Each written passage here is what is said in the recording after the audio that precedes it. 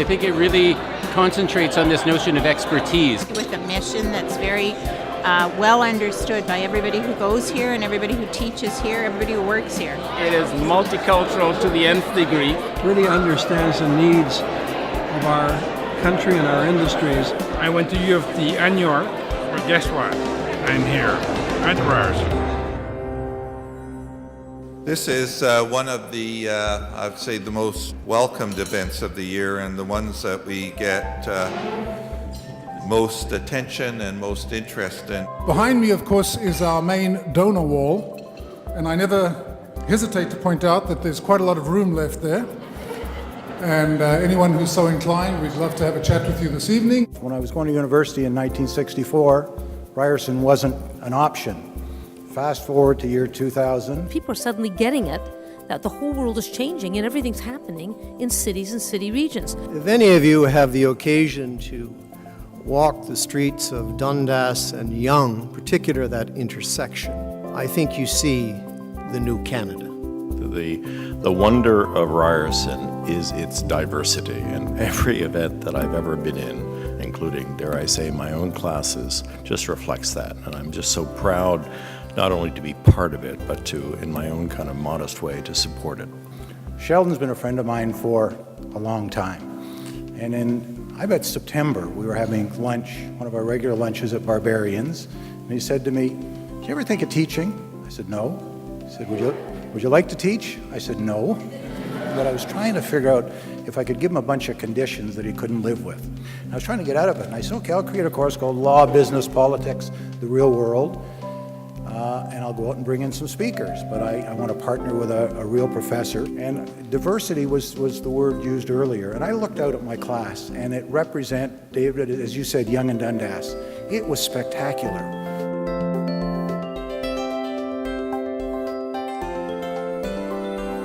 I have a really special connection to Ryerson because I graduated in international relations, of all things, from the University of Toronto, but I realized at a certain point that I wanted to make films. I started getting involved with films there, but there wasn't really a community. And someone said, if you really want to make films, you have to find a community. And they told me to come to Ryerson. And I'll never forget connecting with these brilliant filmmakers who had this community. And this is what's so wonderful about this place. It's not only the obvious ambitions and the place that it holds within the city, but also there's this amazing community, a community that we can see in this room, obviously, but it starts in these classrooms. And I was very, very privileged this year to have some access to that. And if you look at the situation in Toronto and in other cities, we're struggling to figure out how to manage our cities with 20th and 19th century fiscal and political architecture. But we're dealing with the fact that the global economy is happening here. Innovation happens in cities. We are going to have to figure out, one of the cornerstones of these successful cities has to be urban ecology. The other one has to be social cohesion. The other one has to be a knowledge platform. Like Ryerson, we need our institutions to be able to keep up with the unbelievable challenges that are coming to our cities. What is the preeminent city building university in Canada? Ryerson.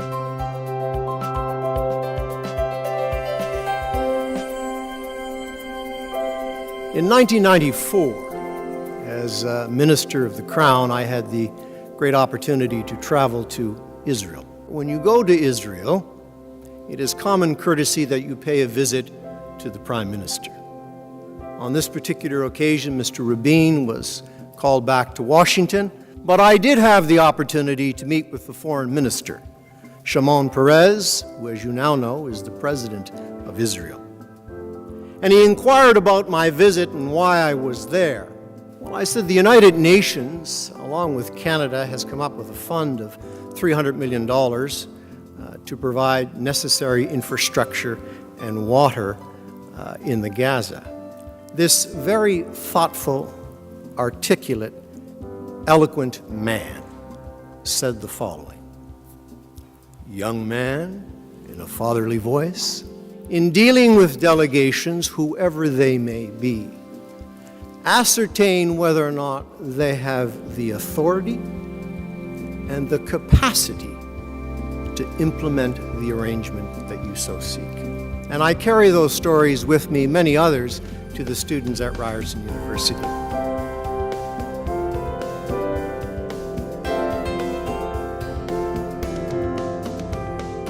I also know firsthand the importance of continuing education and how it turned my family's life around many, many decades ago. But the main area I'm focusing on, and that is taking the bulk of my time, is working with my dean on researching ways on improving continuing education in order to enhance economic prosperity. But we want to do action research. So aside from doing the necessary background literature and research review, we are having meetings with ministers, stakeholders, and business representatives and asking them what they think needs to be changed, researched, and improved. We don't want our research to be collecting dust on the shelves of academia. You know, I've kind of been through different wars. You know, the scars on my back are evident, if to no one else but to my doctor, and I kind of know how tough it is to make certain institutions great. It takes resilience, it takes courage, it takes clarity about vision, and it takes a lot of hard work. And I must say, when I walked into this organization as now an insider, unlike prior to last September as a adoring outsider, I kind of realized that this is a class act in the sense that it knows that it has an incredible challenge in front of it, but with the people, dare I say, in front of me and, you know, the thousands who are, you know, who you all represent, this institution is really kind of on an upward kind of swing. And I am so proud that my business card now says Ryerson University. So thank you very much.